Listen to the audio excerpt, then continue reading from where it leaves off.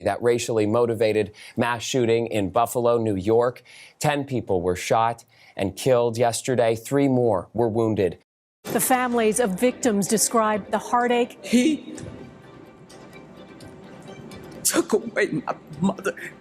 An absolute racist hate crime. It will be prosecuted as a hate crime. This is someone who has hate in their heart, soul, and mind. So this tragedy happened on May 14th. Let me just read an excerpt, man. Yeah, man. This is from the New York Times article on the same day. Headline is 10 people are killed and 3 are wounded in a mass shooting at a Buffalo grocery store. A teenage gunman entranced by white supremacist ideology known as replacement theory opened fire at a supermarket in Buffalo on Saturday, methodically shooting and killing 10 people, injuring 3 more. Almost all of them are Black, in one of the deadliest racist massacres in recent American history. Says here the authorities identified the gunman. I'm not going to say his name because that's what he wants. Mm-hmm. He drove more than 200 miles to mount his attack, which he also live streamed. And police said a chilling video feed that appeared designed to promote his sinister agenda. Yeah, I think he planned it. I guess there was a manifesto that they had, a 180-page manifesto. And apparently he visited the area back in March as well to scope it out or scout it out, Yeah. Yeah. So that when this narrative that's starting to emerge from certain media types down the states of him being crazy. Yeah. These are not the actions of a crazy man. No. Crazy person. It's too methodical. It's well planned out. He obviously knew what he was doing from jump. And that, the narrative always comes with he was lonely, he was nerdy. I'm lonely, I'm nerdy, I'm not gonna go kill a motherfucker. Sorry, I shouldn't have swear, but you know what I mean? Yeah. But that's what I'm saying. But I will say with white people, they often play the mental health card. You know what I mean? Yeah. And make it seem like, he was so out of his mind that he did this. But that's not the case, man. To me, it's the effects of Trump, obviously, and not only Trump, but just the fact that white supremacy is number one in America. Yeah, this replacement theory. Let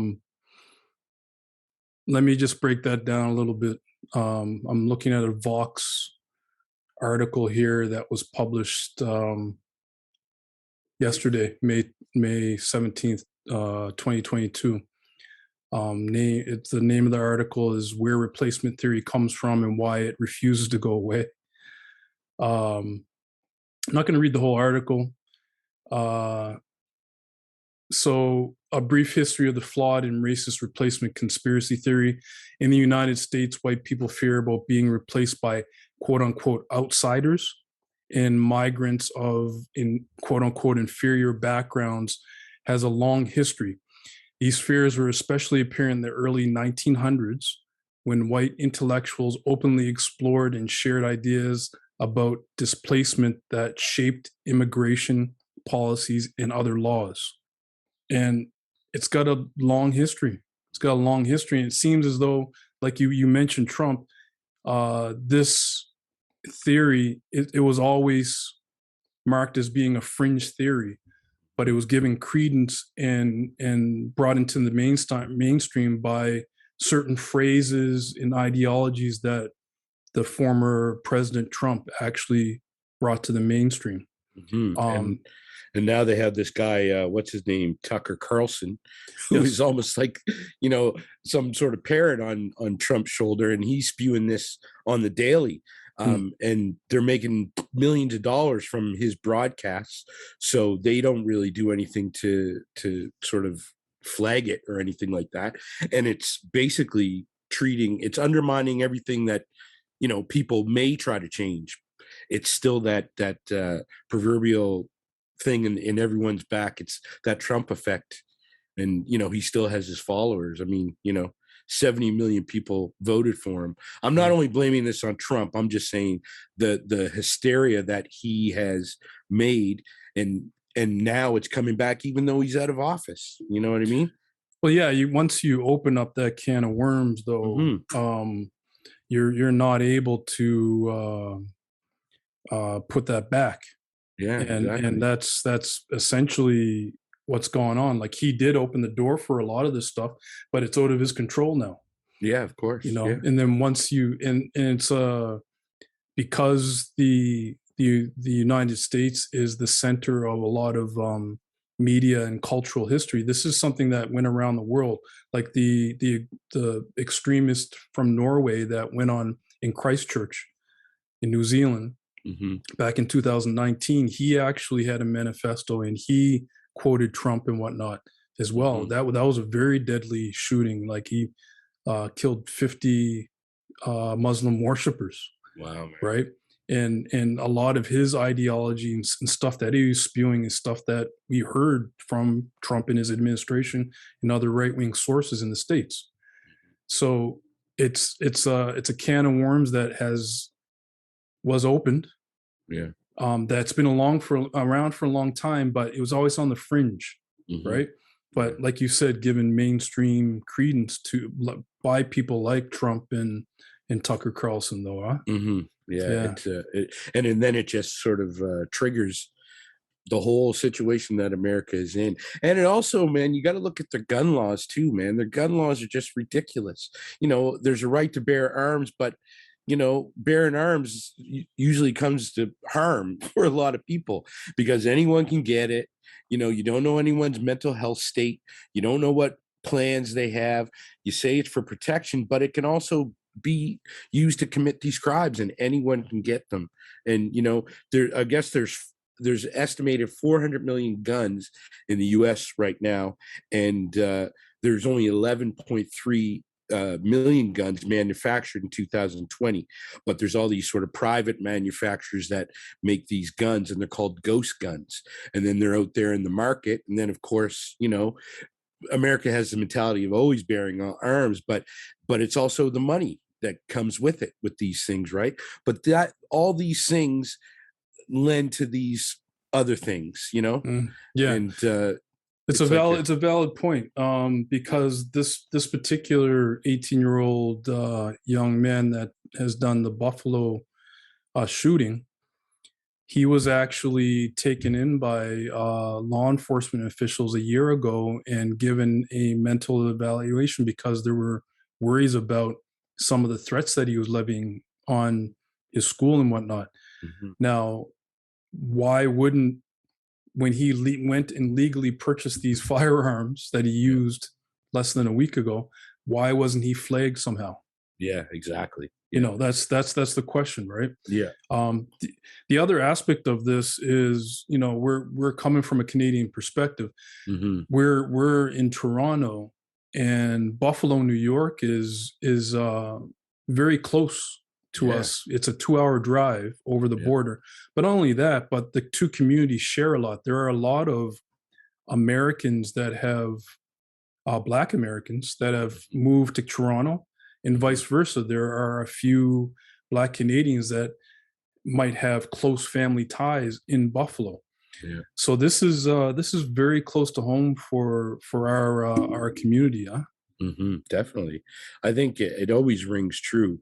It obviously happens here in Canada. Here, it just doesn't get the media attention that something like this gets in the States. And the States usually has these crazy mass shootings. You know what I mean? Where it's just crazy. And then the other thing is there's all these websites that he got inspired by, that he was following, that were sort of preaching these semantics already, and replacement theory, and he was inspired.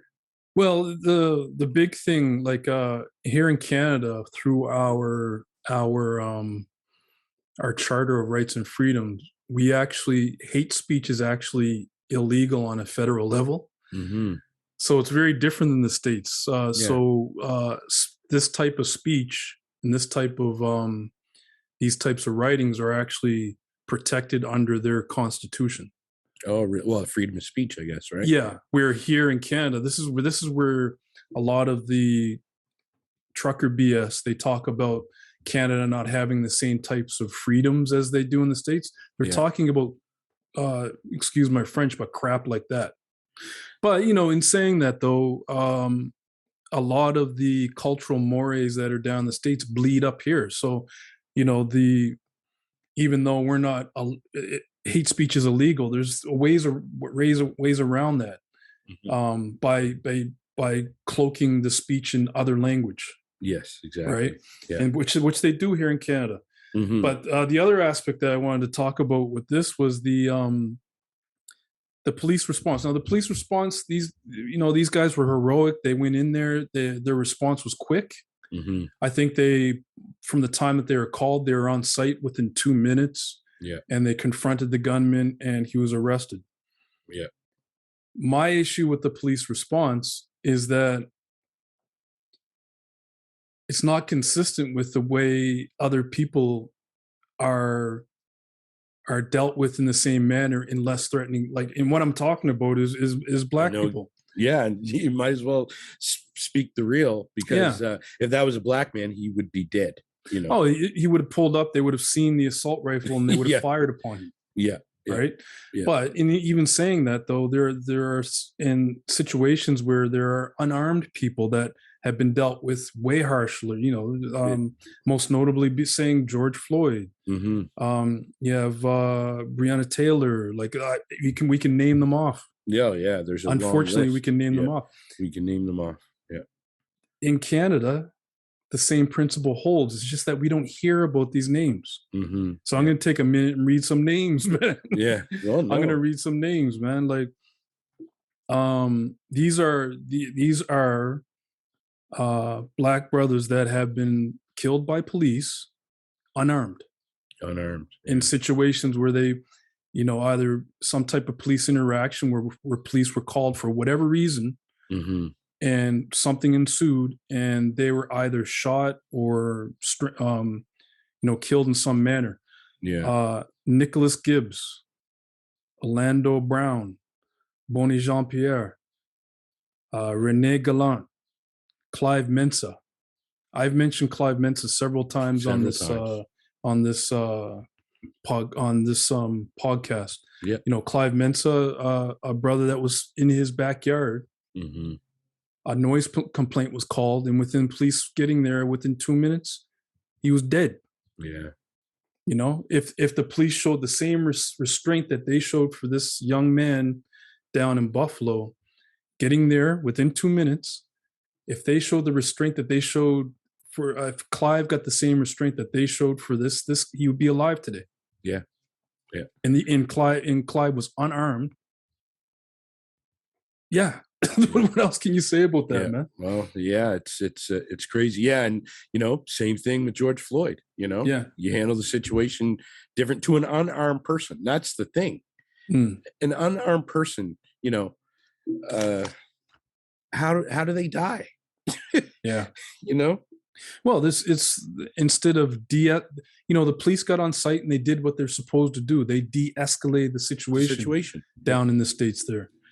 And there are probably thousands, tens of thousands of police interactions in this country every day. And every day, these gentlemen do great jobs of de-escalating situations. Yes, indeed. Yeah. It's just that every once in a while, when it happens, like when it happens to a black person, a lot of these situations are not de-escalated. Mm-hmm. No. Latchor Tool. That situation was not de-escalated, man. That's right. Yeah. So what's the solution to this? We just want the same level of policing as everyone else. You know, our community deserves to have the same response, the same effort to de-escalate. Mm-hmm. Yeah. You know? Yeah. And just to bring, and, you know, it would just make things so much easier. Like, you know, black people would be, not as on edge. Like, you know what I mean? Like, there's so much trauma attached to it every time something like this happens, regardless of where it happens and how it happens. And then you start to look at the color of your skin and you see the difference between, like you say, de-escalation and escalation to death. Mm. So, it's just disheartening. And, it just looks to me, the other thing is, it's just like this scar that's always there, that always gets opened up, hundreds of years. It continues. People of color are treated, less than. And, if we did any of these things that sort of happens, what if Obama was up there trying to, spit some certain rhetoric or something like that? You know what I mean? Yeah. I don't know. Well, it's unfortunate. It's not seen by certain people as rhetoric, though. Yeah. Right. Well, The reason why all this stuff is going on is because there's an audience for it. Mm-hmm.